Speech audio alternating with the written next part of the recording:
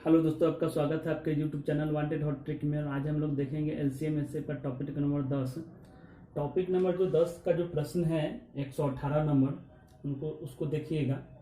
एक कमरा की लंबाई एवं चौड़ाई क्रमशः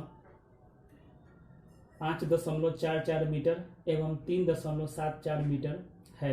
इस कमरे के फर्श पर वर्गाकार टाइल्स बिछवानी है। कम से कम कितनी टाइल्स लगेंगे? ठीक है, टाइल्स की संख्या आपको निकालना है। तो सबसे पहले क्या करना होगा कि जो भी कमरे की लंबाई है उस कमरे के क्षेत्रफल निकालना होगा और टाइल्स के क्षेत्रफल से भाग दे देंगे तो टाइल्स कितना लगेगा वो हमको निकल जाएगा। तो सबसे पहले जो टाइल्स का जो क्षेत्रफल वो निकालते कैसे हैं, तो जो भी आपका कमरे की लंबाई होगा चौड़ाई होगा उनका मौसा निकालने पर उस टाइल्स की माप निकलता है, यानी कि एक किनारे की माप निकल के चला आता है। और उसका क्षेत्रफल निकालना है तो क्षेत्रफल तो उसका वर्गाकार होगा, तो उसका क्षेत्रफल निकालने के लिए क्या करेंगे, जो भी मौसा आएगा लंबाई और चौड़ाई का उसका स्क्वायर कर देंगे तो हमको उस टाइल्स का क्षेत्रफल निकल के चला आएगा। तो चलिए हम लोग निकालते हैं। 118 नंबर जो प्रश्न है हमारा उसको देखते हैं।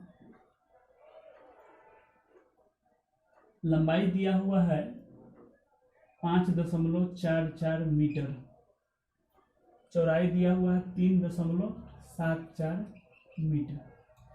देखिए ये दशमलव में है, इसको ऐसा करते हैं हम लोग कि इसको सेंटीमीटर में कन्वर्ट कर लेते हैं। सेंटीमीटर में कैसे कन्वर्ट करेंगे, तो देखिए आप इसको 100 से गुना कर लीजिए, इसको भी 100 से गुना कर लीजिएगा। तो मीटर को सेंटीमीटर में कन्वर्ट करने के लिए 100 से गुना करने पर ये देखिए 2 अंक के बाद दशमलव है तो दशमलव गायब हो जाएगा, इसका भी दशमलव गायब हो जाएगा। तो ये आपको हो जाएगा, इसमें भी 100 से गुना कर देते हैं, इसमें भी 100 से गुना कर देते हैं। तो जो हमारा लंबाई हो जाएगा वह 544 सेंटीमीटर हो जाएगा, चौड़ाई हो जाएगा 374 सेंटीमीटर हो जाएगा।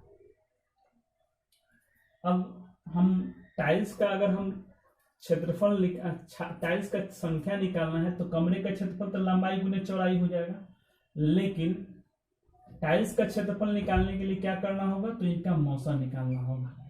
अब मौसा निकालना होगा तो देखिए मौसा कैसे निकालते हैं, तो दो संख्या दिया हुआ रहता है तो दोनों का अंतर लेते हैं। 4 में से 4 गया 0, 14 में से 7 गया 7, और ये 4 में से 3 गया 1 हो गया, 170 हो गया। अब देखिए ध्यान दीजिएगा, तो 170 से तो ये नहीं कटेगा, तो नहीं कटेगा तो ऐसा करते हैं, इसको क्या करते हैं, गुणनखंड करते हैं। तो गुणनखंड करिएगा, फैक्टर कीजिएगा तो इसको हम लिख सकते हैं 85 गुने 2। ठीक है, चलिए ऐसा करते हैं कि इसको गुणनखंड ही कर देते हैं। 170 को गुणनखंड कीजिएगा तो ऐसा लिख सकते हैं 85, फिर 5 से 17 × 5 = 50।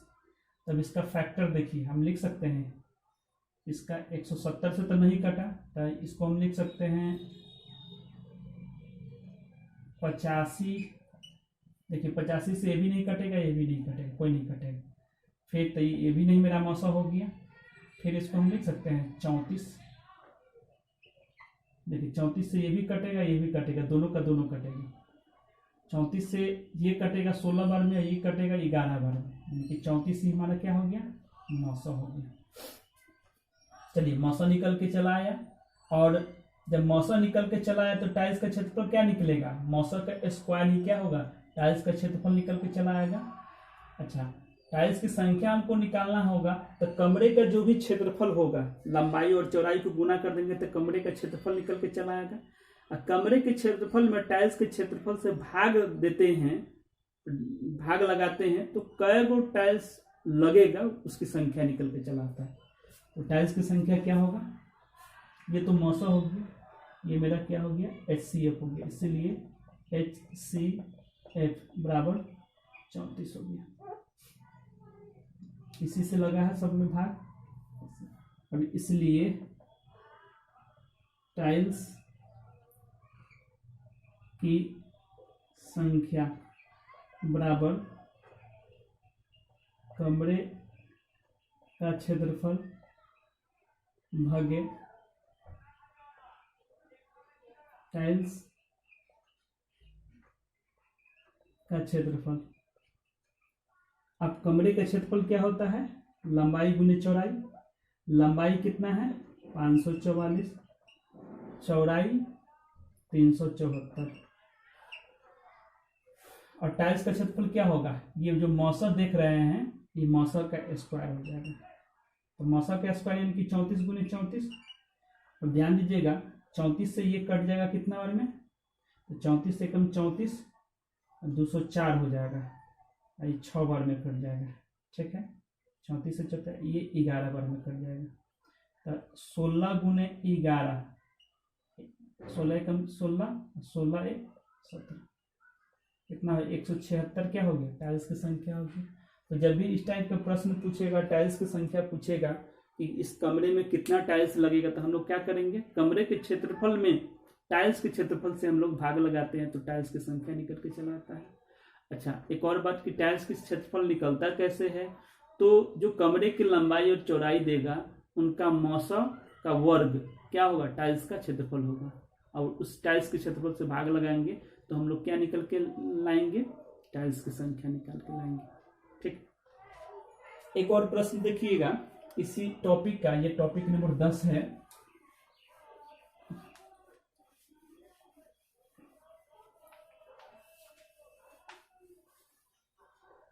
टॉपिक नंबर 10 का जो है 118 के बाद देखिए 119 नंबर प्रश्न देखिए, इसको हम केवल आपको समझाएंगे क्योंकि 119 के बाद 120 भी सेम टाइप का प्रश्न है।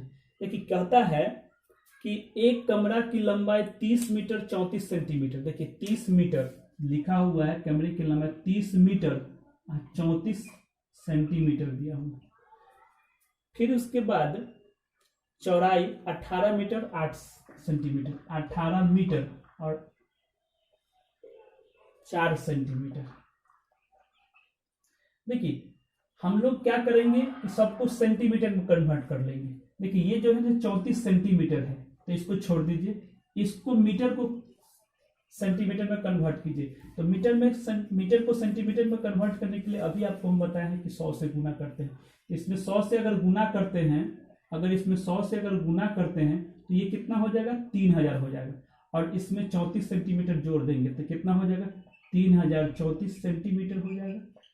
ठीक है, उसी प्रकार 1800 हो जाएगा। ये 100 से गुना करेंगे तो 1800 सेंटीमीटर और 4 सेंटीमीटर कितना हो जाएगा, 1804 सेंटीमीटर हो गई। अब देखिए ये भी सेंटीमीटर में, ये भी सेंटीमीटर में। हमको टाइल्स की संख्या पूछ रहा है, यही नहीं पूछ रहा है, टाइल्स का संख्या पूछ रहा है। 119 नंबर देखिएगा, स्लैब का संख्या पूछ रहा है, वर्गाकार स्लैब लगवानी हो तो इसकी न्यूनतम संख्या कितना होगा। तो स्लैब का क्षेत्रफल क्या हो जाएगा, तो स्लैब का इसका मौसम निकाल लीजिएगा। अब मौसम का वर्ग क्या होगा, स्लैब का क्षेत्रफल हो जाएगा। अब कै गो स्लैब लगेगा उस कमरा में, तो कमरे के क्षेत्रफल में उस स्लैब के क्षेत्रफल से भाग दे देंगे तो क्या निकलेगा, स्लैब की संख्या निकल जाएगा। ठीक है, तो स्लैब कहे या टाइल्स की संख्या पूछे या मार्बल की संख्या पूछेगा, बात बराबर है, वही बात है। चलिए तो इस तरह से बना लीजिएगा। तो 119 120 सेम टाइप का प्रश्न है। अब आगे देखिए 121 नंबर,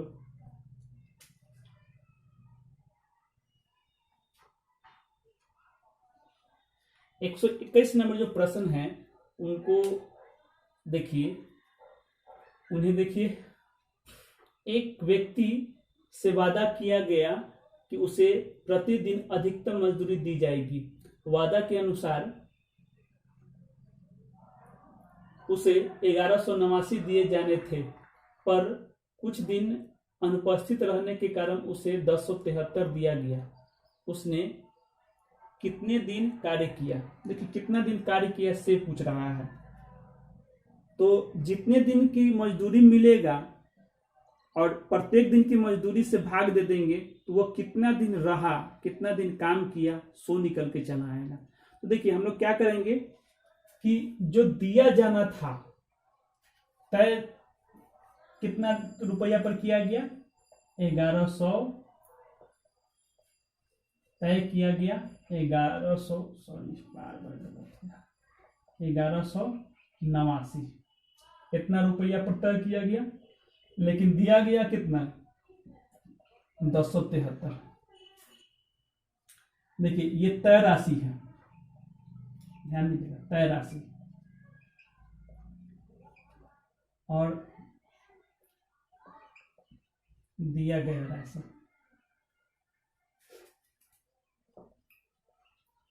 देखिए दिया गया राशि,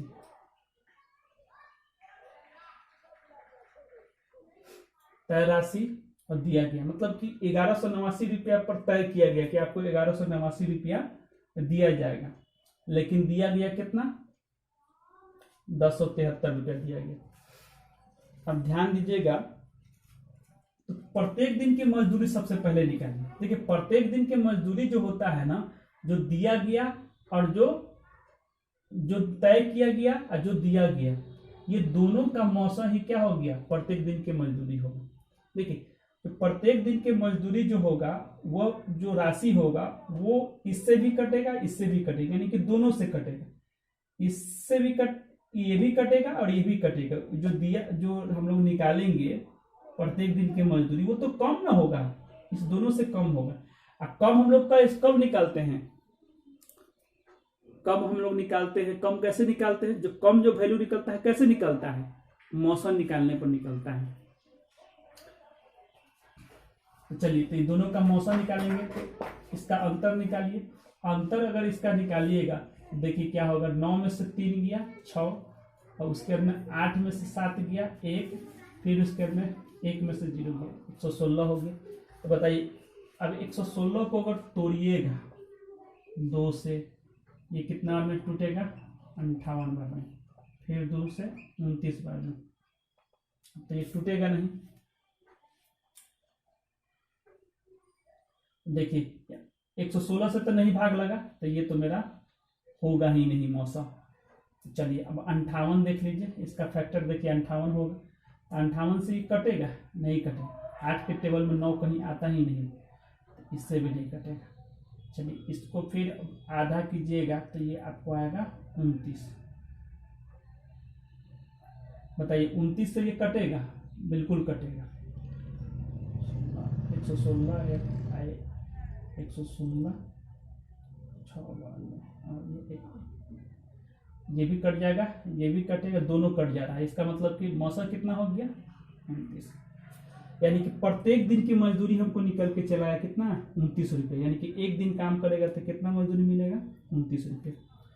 तो हमसे क्या पूछ रहा है, हमसे पूछा जा रहा है उसने कितने दिन कार्य किया, यानी कि कितना दिन, जितना दिन काम किया होगा उतना ही दिन का रुपया दिया है। इसका मतलब है कि जो दिया गया राशि है, जो दे राशि है, उसमें अगर हम प्रत्येक दिन के मजदूरी से अगर भाग दे देंगे तो कै दिन काम किया वो हमको निकल के चला आएगा। अच्छा, ये एक टाइप का प्रश्न होगा। ये भी पूछा जा सकता है कि कितना दिन के लिए रखा गया था, यानी कि तय दिन आपको अगर पूछेगा तो देखिए तय राशि में भाग लगाएंगे। अगर पूछता है कि बताइए कितना दिन अनुपस्थित रहा, तो कितना उसको कम मिला, 116 रुपया कम मिला। यही ना अंतर है, दोनों में अंतर, यही ना अंतर है। तो इसमें अगर भाग लगाएंगे तो कितना दिन अनुपस्थित रहा, काम पर नहीं गया, सो निकल के चला आया। तो हम लोग इसमें 3 तरह का प्रश्न बना सकते हैं। अगर हमसे पूछेगा कि तय दिन आपको बताइए, यानी कि कितना दिन कार्य पर गया, ये अगर आपसे पूछता है उसने कितने दिन कार्य किया, यानी कि कितना दिन कार्य किया, यानी कि उपस्थित दिन अगर पूछेगा, उपस्थित दिन, कै दिन उपस्थित रहा, ये अगर पूछता है तो हम लोग इसमें भाग लगाएंगे 29 से। अगर आपसे पूछेगा कि तय दिन, अगर आपसे पूछता है तो तय राशि में भाग लगेगा। तय दिन अगर आप पूछता है,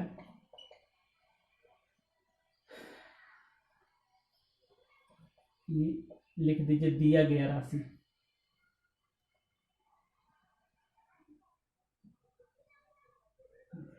तय दिन अगर पूछेगा तो हम लोग क्या करेंगे, 1189 में भाग लगाएंगे 29 से। अगर आपसे पूछेगा कितना दिन कार्य किया, यानी कि उपस्थित दिन, उपस्थित, ठीक है, तो लिखा होता है उपस्थित दिन अगर पूछेगा तो इसमें भाग लगाएंगे। अगर आपसे पूछेगा कि कई दिन काम पर नहीं गया, ठीक है ना, तो उसके अंतर में भाग लगाएंगे, यानी अनुपस्थित दिन। अनुपस्थित दिन अगर आपसे पूछता है तो क्या करेंगे, 116 में भाग लगाएंगे, ठीक है, तो 4 बार में कट जाएगा। और ये आपका कट जाएगा कितना बार में, 41 बार में। और ये आपका कटेगा 37 बार में।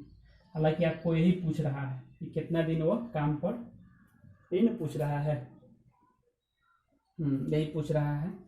ये आपका निकल के चला जाएगा। 3 तरह का यहाँ पर प्रश्न बनता है, देख लीजिएगा।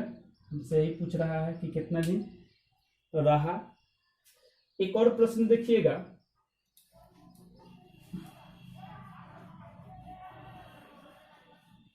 एक प्रश्न और देखिए,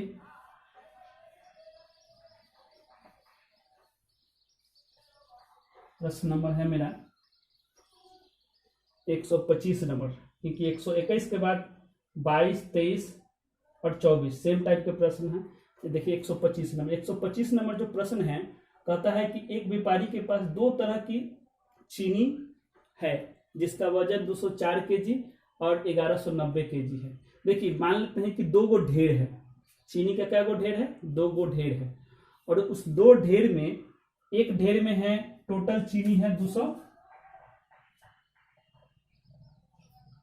204 केजी और दूसरे ढेर में है 1190 केजी। ठीक, आगे देखिए क्या कह रहा है।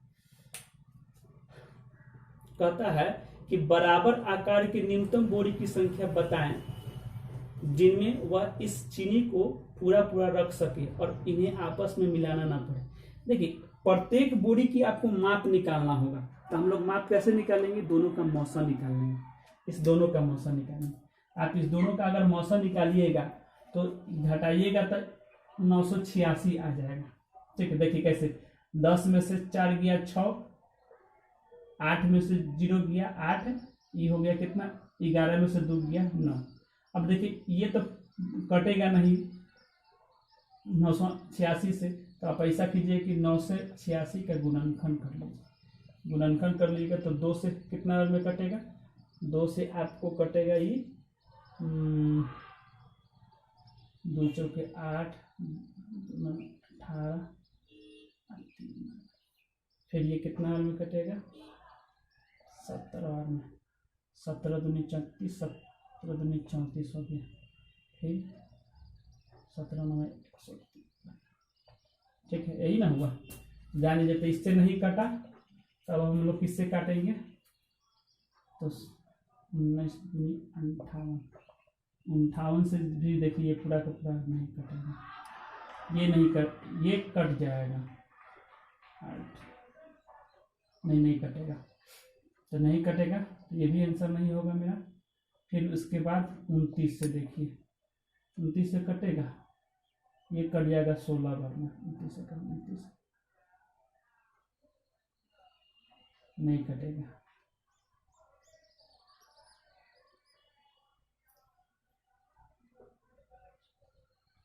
नहीं कटेगा, ये भी नहीं कटेगा।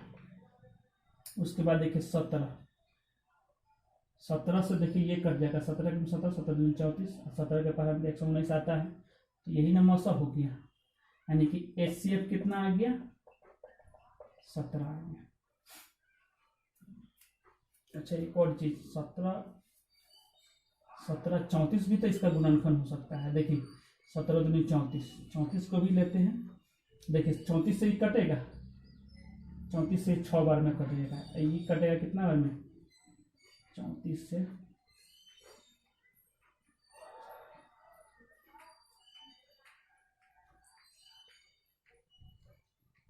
34,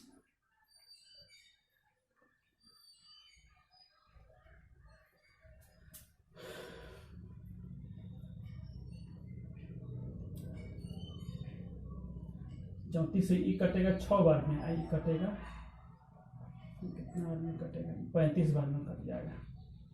ठीक है, देखिए यही मौसा हो गया, ये हमारा क्या हो गया, HCF हो गया। और ये 34 से ये 6 बार में कटता है, 6 चौका 24 और 6 3 18 2 20 हो गया। 35 से ये भी कट जाएगा। चलिए, तो हमसे क्या पूछ रहा है, बोरी की संख्या पूछ रहा है ना, इसीलिए बोरी की संख्या बराबर क्या होगा। देखिए एक ढेर है 204 केजी का, एक बोरी में अटता है कितना, 34 केजी। तो इससे कै गो बोरी बनेगा, तो इसमें भाग लगा दीजिए। उसी प्रकार एक ढेर है चीनी का 1190, फिर एक बोरी में अटता है 34 केजी, तो इस 34 से भाग लगा दीजिएगा। तो टोटल बोरी की संख्या क्या हो जाएगा, इससे भाग लगेगा तो 6 बार में, इससे भाग लगेगा तब 35 बार में। तो टोटल बोरी की संख्या कितना हो गया, 35 और 6 कितना हो गया, 41। ये बोरी की संख्या होगी।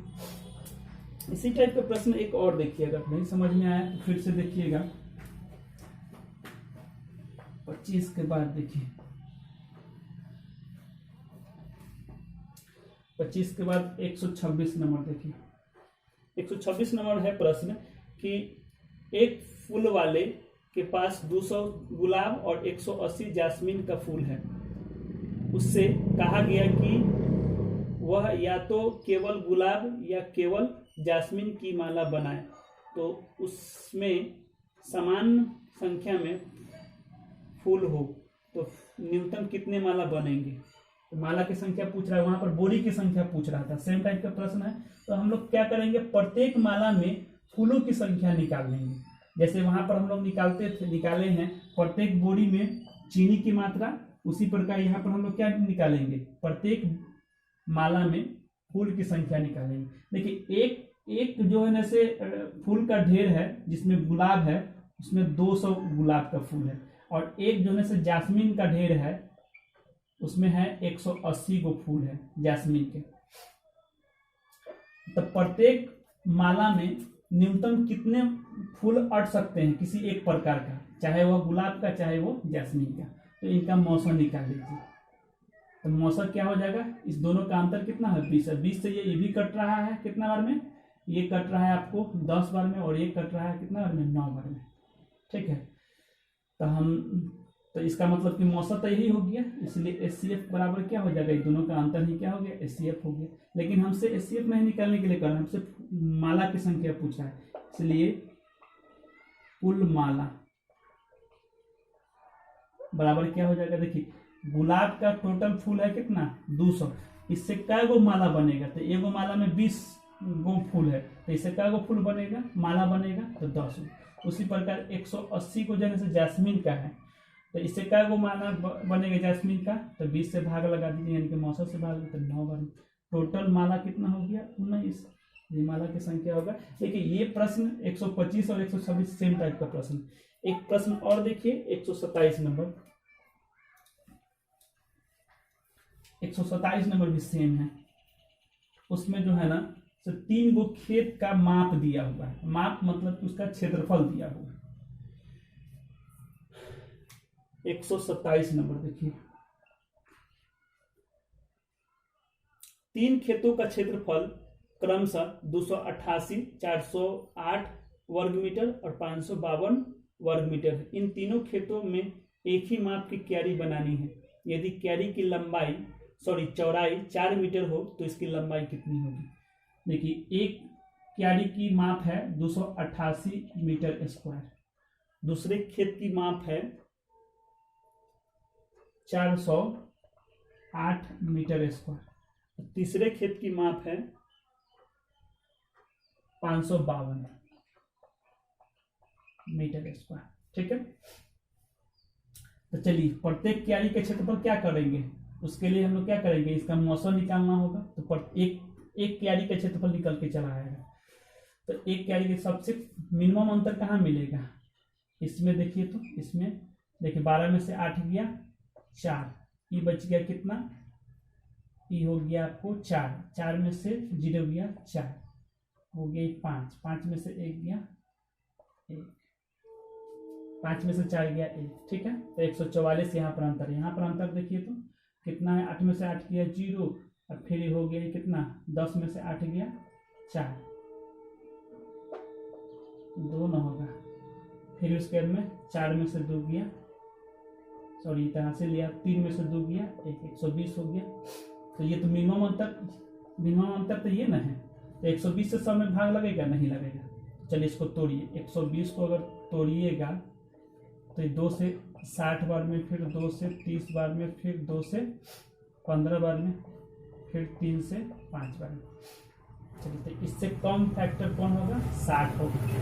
60 से किसी में भी भाग नहीं लग रहा है, ये भी आंसर नहीं होगा, ये भी नहीं हुआ।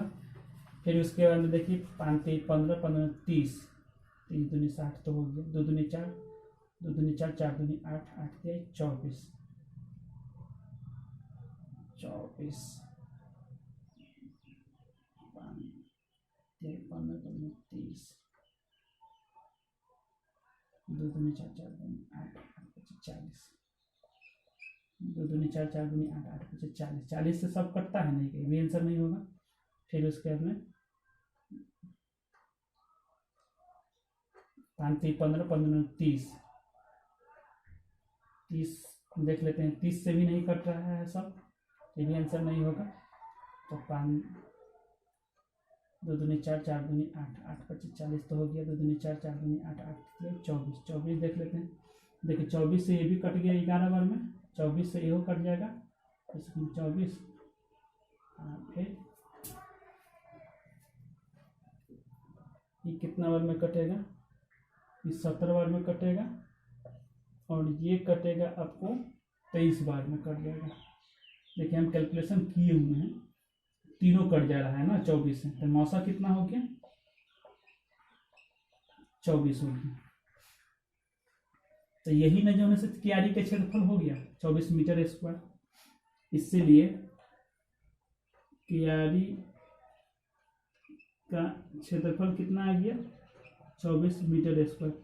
देखिए क्यारी के क्षेत्रफल क्या होता है, लंबाई गुने चौड़ाई। तो चौड़ाई आपको दिया हुआ है 4 मीटर, लंबाई हमसे पूछ रहा है, तो 4 से कितना में कटेगा, 6 बार में, यानी कि L बराबर कितना होगा, 6 मीटर, यही होगी। इस तरह क्यारी का क्षेत्रफल, क्यारी की लंबाई कितना हो गया, 6 मीटर हो गया। तो ये टॉपिक आपका समाप्त हो गया। उम्मीद करते हैं कि सब लोग को समझ में आया होगा।